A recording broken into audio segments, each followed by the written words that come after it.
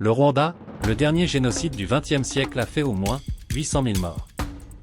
La communauté internationale nous a tous laissé tomber durant le génocide des Tutsis, a déclaré hier le président rwandais, Paul Kagame, à l'occasion des commémorations du 30e anniversaire des massacres, dont l'ombre plane toujours sur ce pays de l'Afrique des Grands Lacs. Les commémorations officielles ont débuté hier jour anniversaire des premières tueries de ce qui deviendra le dernier génocide du XXe siècle, faisant 800 000 morts, majoritairement dans la minorité Tutsi, mais aussi des Hutus modérés. La communauté internationale avait été vivement critiquée pour son inaction et parfois sa complicité avant et durant le génocide. C'est la communauté internationale qui nous a tous laissé tomber, que ce soit par mépris ou par lâcheté, a déclaré le président Paul Kagame lors d'un discours donné devant plusieurs milliers de personnes à Kigali. Pour sa part, le président de la Commission de l'Union africaine, Moussa Faki Mahamat, a affirmé personne, pas même l'Union africaine, ne saurait se disculper de son inaction face à la chronique d'un génocide annoncé. Ayons le courage de le reconnaître et de l'assumer. Peu de temps auparavant, aux côtés de dignitaires étrangers, Paul Kagame s'était recueilli devant une gerbe de fleurs, en hommage aux victimes des massacres.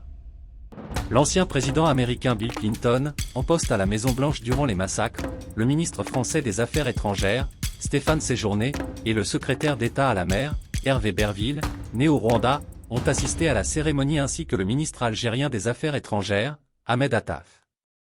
À l'occasion de cet anniversaire, le président français, Emmanuel Macron, a affirmé dans une vidéo diffusée hier que la France assume tout et exactement cela dans les termes que j'ai employés, le 27 mai 2021.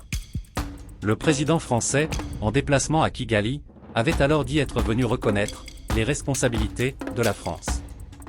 Paris, qui entretenait des relations étroites avec le régime Hutu quand le génocide a commencé, a longtemps été accusé de complicité par Kigali. Nous avons tous abandonné des centaines de milliers de victimes à cet infernal huis clos, avait-il ajouté.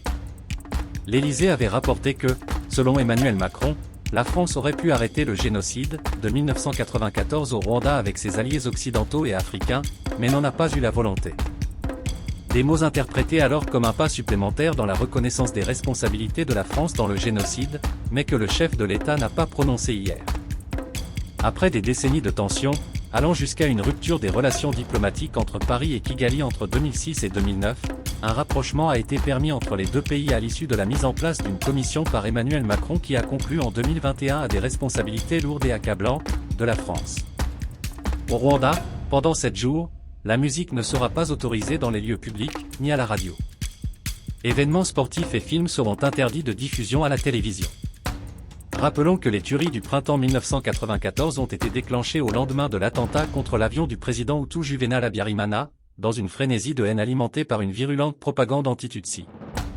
Le carnage prend fin lorsque la rébellion Tutsi du FPR s'empare de Kigali le 4 juillet, déclenchant un exode de centaines de milliers de Hutus vers la République démocratique du Congo.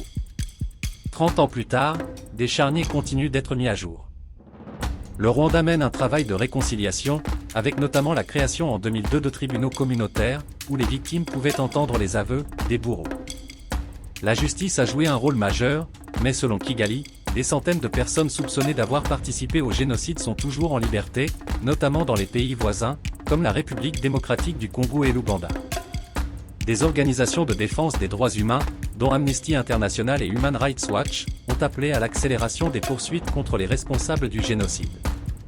Le haut-commissaire de l'ONU aux droits de l'homme, Volker Turk, a de son côté exhorté les États du monde entier à redoubler d'efforts pour traduire en justice tous les auteurs présumés encore en vie.